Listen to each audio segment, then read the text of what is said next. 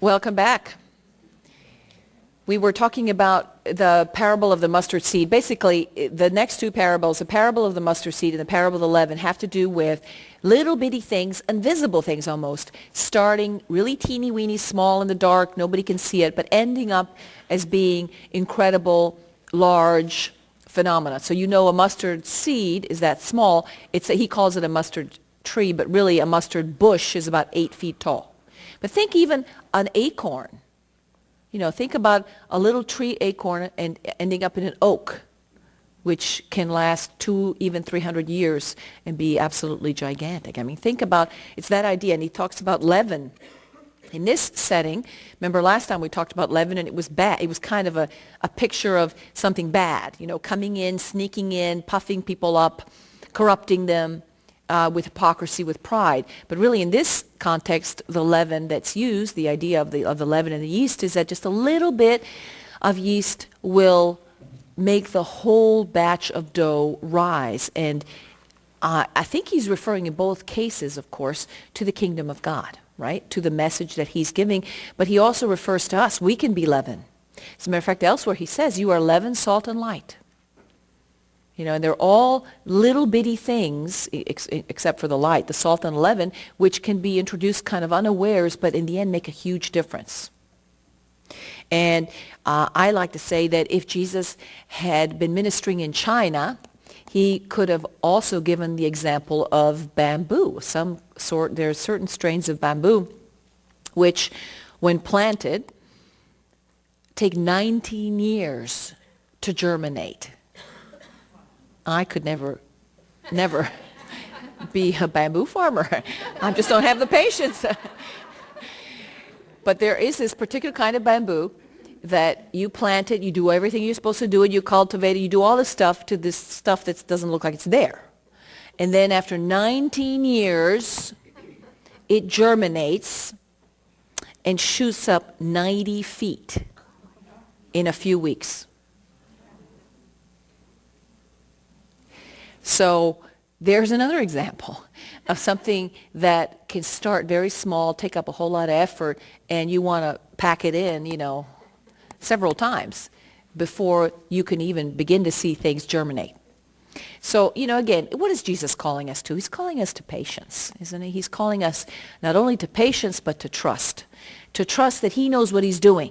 And even if it takes 19 years, in the end, it'll be worth it. You know, and even if it takes, 2,000 years for the great acorn and oak of the church to come into its full growth, it's going to be worth it.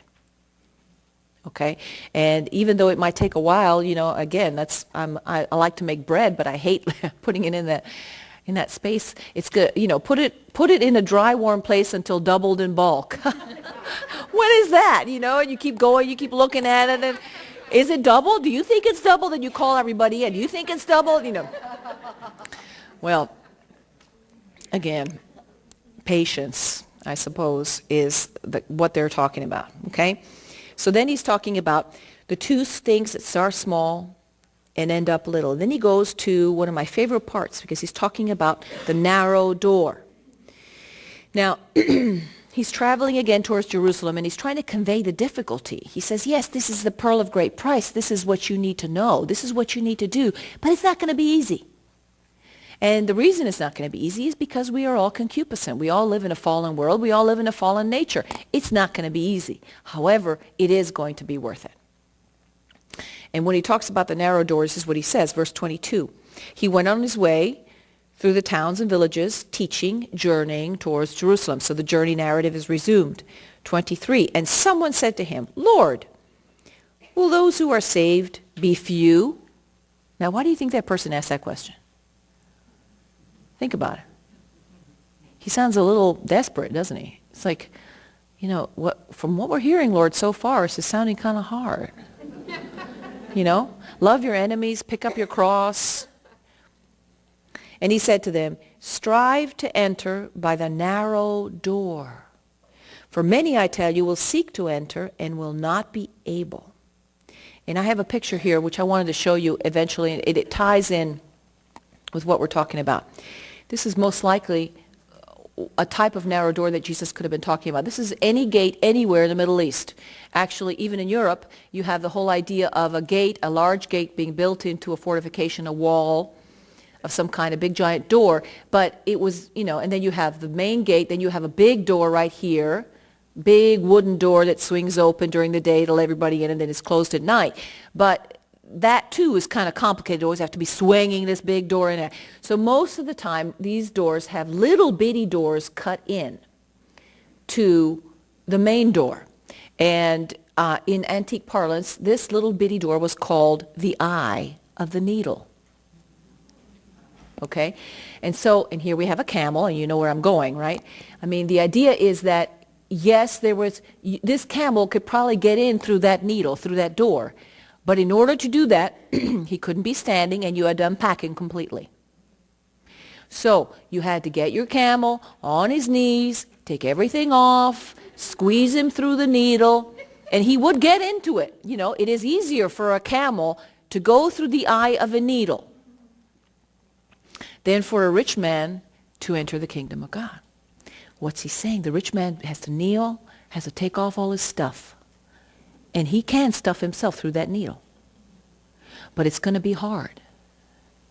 Okay? So that's the picture that you need to keep in mind when you think about a narrow door. You can get in. You just have to strip your stuff off. You have to strip all the things that you're depending upon. What it is that you think makes you important, other than being a son or a daughter of God. Right here is the picture to keep in mind when you hear the talks about holding your belongings loosely, not letting the world's desires, the world's constructs take a foothold in you, not letting other people define who you are, but letting God define who you are, not defining other people's importance by what they can or cannot do, whether they're productive or not, whether they're useful or not, whether they have a good quality of life or not. The point is that we are all sons and daughters of God. We can all get through that needle. Not because of what we have on us, but because of who we are. And who we are is determined by the Father, who has made us in his own likeness and image. And so that's what is meant by going through the narrow door. And when and where does the narrow door lead? Where is it going? Where are we bound? Heaven. What's on the other side of that door? Heaven.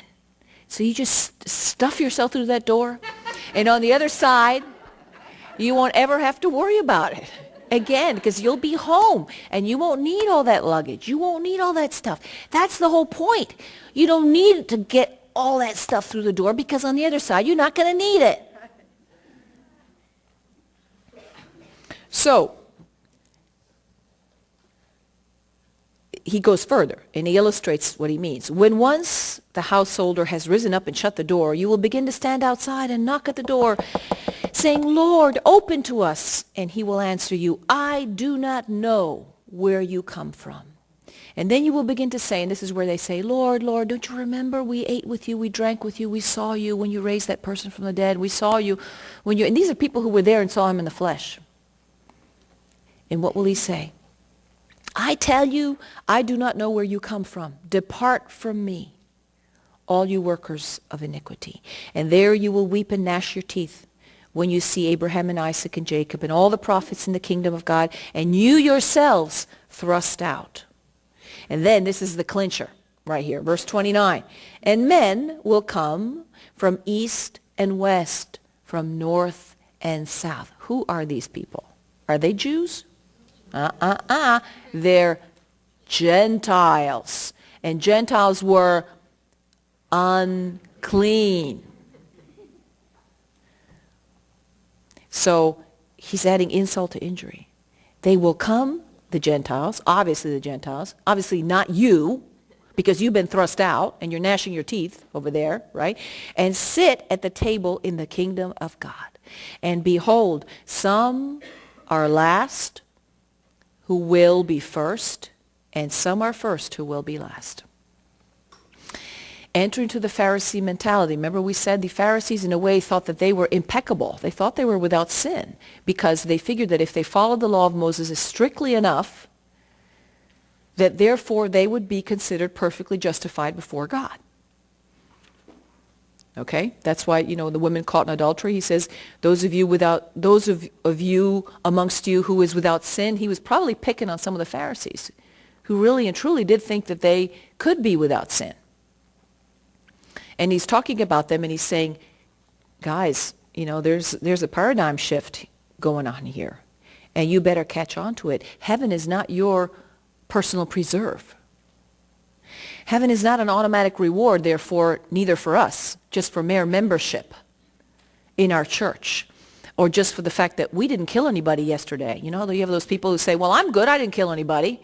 I haven't done any drugs, I didn't hold up a 7-Eleven, I'm good.